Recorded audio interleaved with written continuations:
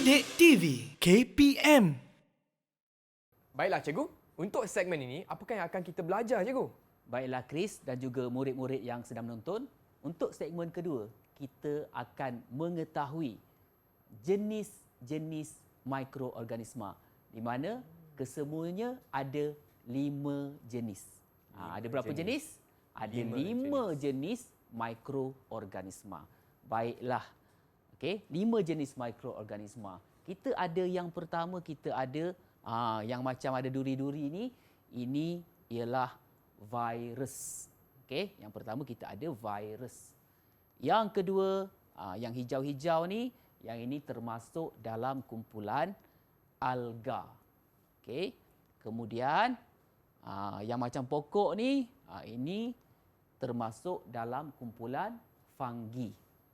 Kemudian yang keempat, yang macam ada berkaki ni, ini termasuk dalam kumpulan protozoa. Okey. Dan yang kelima, yang berlingkar-lingkar ni, ini termasuk dalam kumpulan bakteria. Jadi ada 5 jenis kesemuanya, iaitu virus, alga, fungi, protozoa dan juga bakteria. Ada berapa semua sekali? Ada 5 jenis mikroorganisma. Jadi seterusnya saya akan memperjelaskan satu persatu tentang jenis-jenis mikroorganisma ini. Yang pertama tentang virus. Okey. Apa perincian tentang virus? Okey. Virus ni merupakan mikroorganisma yang paling seni. Paling seni, Chris dan juga murid-murid.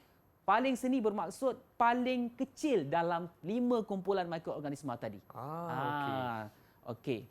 Kemudian virus ni hanya dapat hidup dan membiak apabila berada dalam benda hidup yang lain.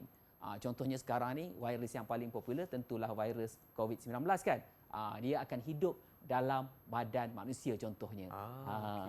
Kemudian virus hanya boleh dilihat menerusi mikroskop elektron. Mikroskop elektron ni bukan mikroskop biasalah, mikroskop yang berteknologi tinggi yang boleh kita gunakan untuk melihat virus. Kemudian contohnya, contoh-contoh virus termasuklah bakteriofage, HIV virus, okey, dan juga virus influenza. Termasuk juga yang paling popular tentunya virus COVID-19. Itu penerangan tentang virus. Okey. Baik, saya harap murid-murid di rumah dapat mengetahui apa itu berkenaan dengan virus dan dapat juga memberikan contoh-contoh virus yang ada. Okey, seterusnya saya akan memperjelaskan tentang fungi. Fungi ini merupakan boleh ditemukan di udara, boleh didapati di udara, di air, di tanah dan juga pada hidupan lain. Maksudnya virus pula. Fungi ini boleh berada di sekeliling kita. Boleh berada di mana-mana. So kena jaga-jaga dengan fungi. Okey. Fungi hidup dengan mereput atau menguraikan objek yang menjadi tempat tinggalnya. Ini sebenarnya dia menjadi satu kebaikan juga tentang fungi ni.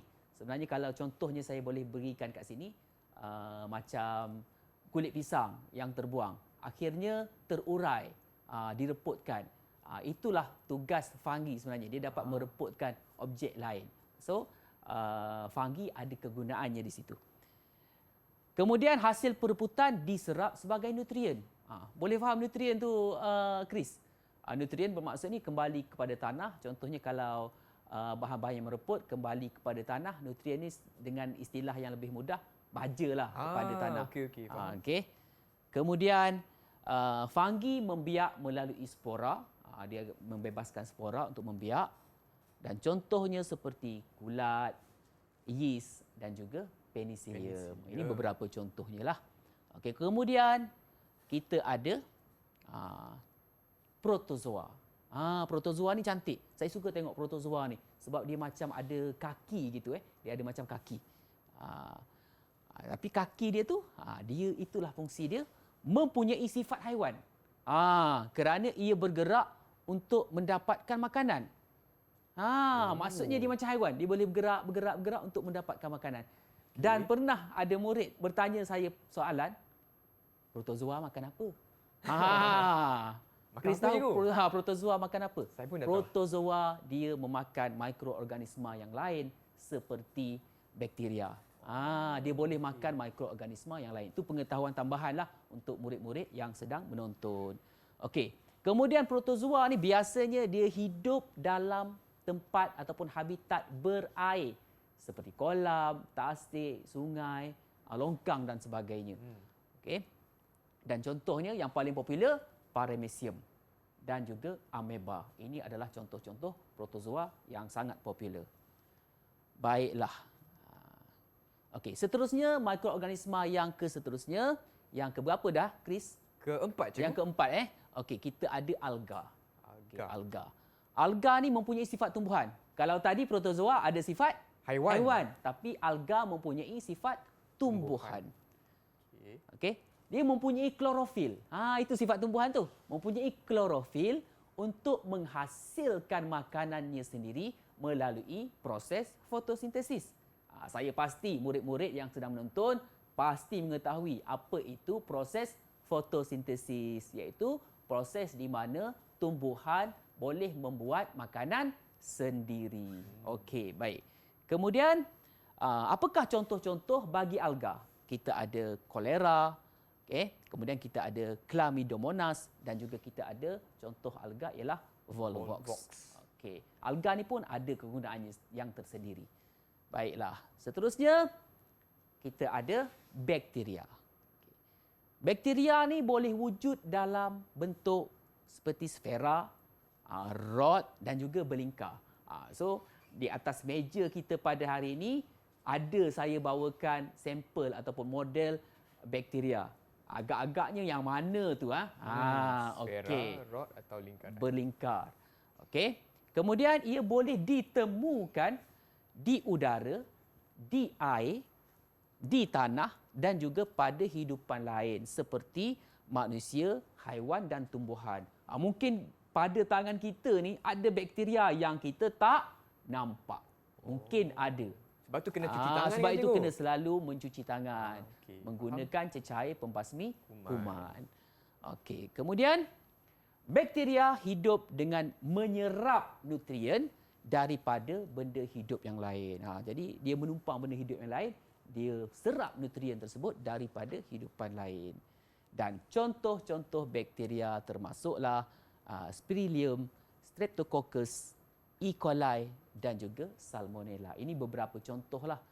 Dan untuk pengetahuan murid-murid yang sedang menonton juga, bakteria ini merupakan antara kumpulan mikroorganisma yang paling banyak boleh ditemui. Okey, baiklah. Okey. Baik. Jadi tiba masanya untuk kita uji murid-murid di rumah dan juga Chris pada hari ini untuk melabelkan mikroorganisma di depan ni yang mana satu agaknya virus, fungi, protozoa, alga dan juga bakteria. Baiklah. Boleh bersedia?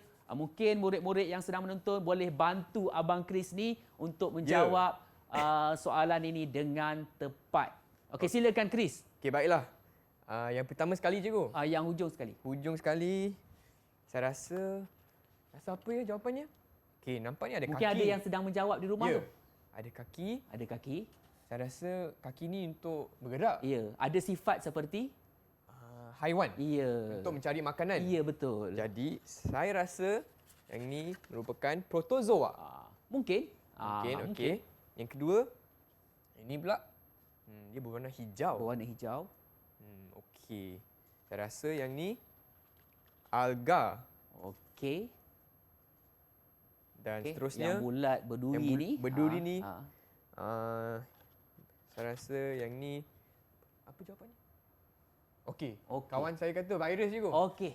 Saya ikut dia. Jadi ikut dia talian hayat Talian hayat. Okey, virus. Kemudian yang macam yang pokok ni tumbuh ni. Yang ni ada roti je kot. Roti tu roti. Yang ni kan cikgu pokok dia. Pokok dia. Saya rasa yang ni fungi je. Fungi. Fungi. Okey. Okey. Akhir sekali yang berbentuk sfera, Bentuk berlingkar. berlingkar. Okey.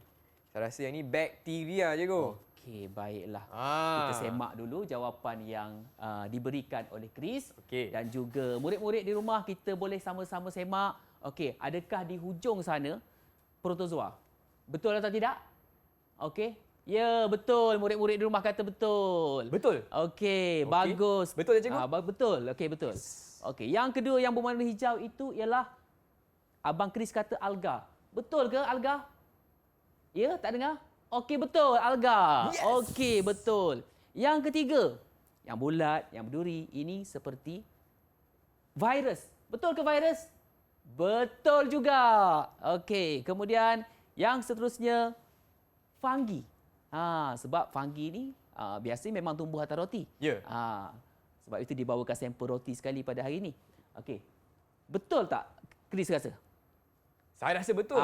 Kalau Chris rasa betul, memang betul. Yes. Dan kalau 4 betul, mestilah yang hujung sekali ini betul, bakteria. Okey. Tahniah Chris. Okey, jadi dengan kasih, itu kawan-kawan. maka saya akan berikan satu lagi pengiktirafan pada Chris. Okey. Saya bagi satu lagi mikroorganisma untuk Chris di atas Baiklah. kejayaan ini.